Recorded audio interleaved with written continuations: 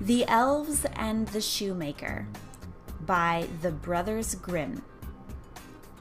A shoemaker, by no fault of his own, had become so poor that at last he had nothing left but leather for one pair of shoes. So in the evening he cut out the shoes which he wished to begin to make the next morning, and as he had a good conscience, he lay down quietly in his bed, commended himself to God, and fell asleep. In the morning, after he had said his prayers and was just going to sit down to work, the two shoes stood quite finished on his table. He was astounded and knew not what to say. He took the shoes in his hands to observe them closer, and they were so neatly made that there was not one bad stitch in them, just as if they were intended as a masterpiece. Soon after, a buyer came in, and as the shoes pleased him so well, he paid more for them than was customary, and with the money the shoemaker was able to purchase leather for 2 pairs of shoes. He cut them out at night, and next morning was about to set to work with fresh courage, but he had no need to do so, for when he got up, they were already made, and buyers were also not wanting, who gave him money enough to buy leather for 4 pairs of shoes.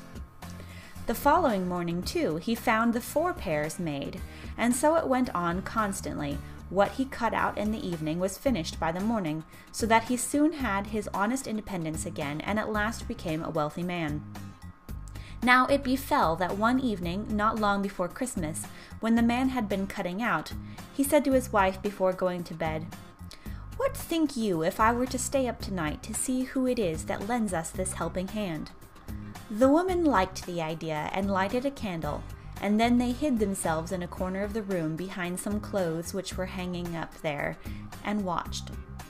When it was midnight, 2 pretty little naked men came, sat down by the shoemaker's table, took all the work which was cut out before them, and began to stitch and sew and hammer so skillfully and so quickly with their little fingers that the shoemaker could not turn away his eyes for astonishment.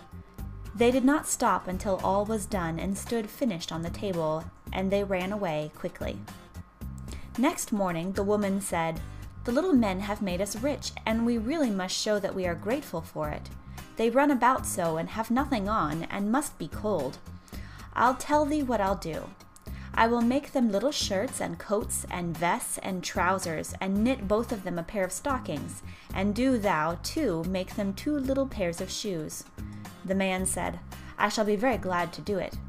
And one night when everything was ready, they laid their presents all together on the table instead of the cut-out work, then concealed themselves to see how the little men would behave.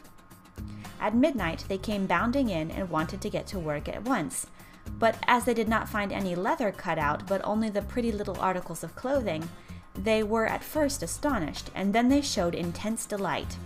They dressed themselves with the greatest rapidity, putting the pretty clothes on, and singing, "Now we are boys so fine to see, why should we longer cobblers be?" Then they danced and skipped and leapt over chairs and benches. At last they danced out of doors. From that time forth they came no more, but as long as the shoemaker lived all went well with him, and all his undertakings prospered.